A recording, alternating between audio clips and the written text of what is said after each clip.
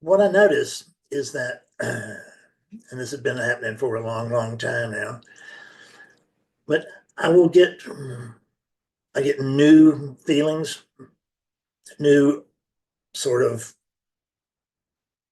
ideas or suggestions. But it's not as strong as a suggestion, but it's what it really is. Or it's a prompt. That's what it is. It's a prompt. And what I'm getting is I get a prompt for doing things that I may not necessarily want to do, and because they're not in Fred's benefit. And uh, one of the things I notice is that ever since this teaching began, I have given money away every month. And um, yesterday I had the opportunity to do that with a new group. But I noticed that there was some hesitation because it was like, that's my money. I don't want to spend my money on that. But it's not my money. And that became very clear. It's there's no there's no Fred here to own money, but it feels like there is, and that guy's a little still a little sensitive to that.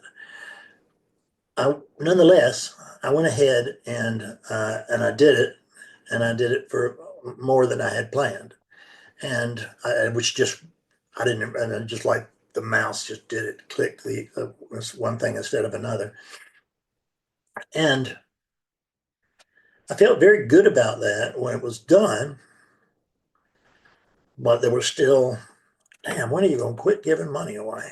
And it's not that I do large amounts. I really don't, because I don't have large amounts. But sometimes if you don't have large amounts, the small amounts cut deeper.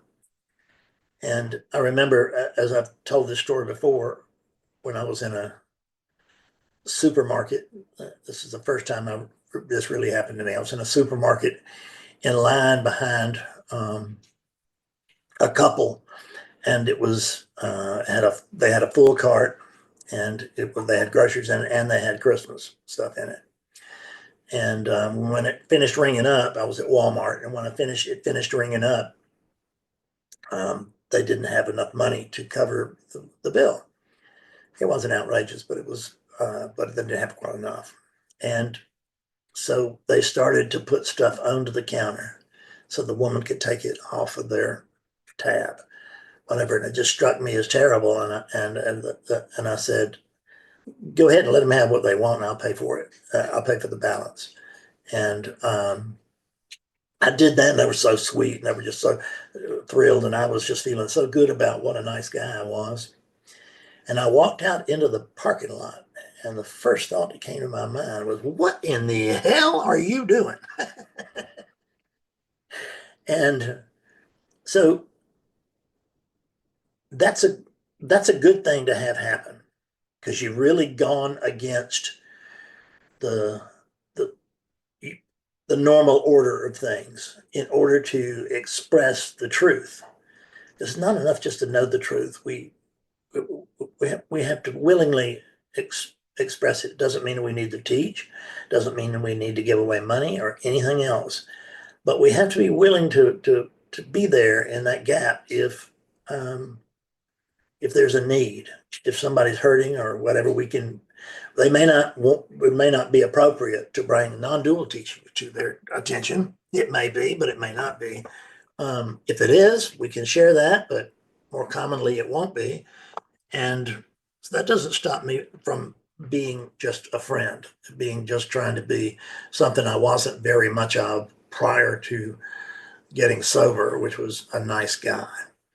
And I think I'm a pretty nice guy now, but it certainly has been a work in progress.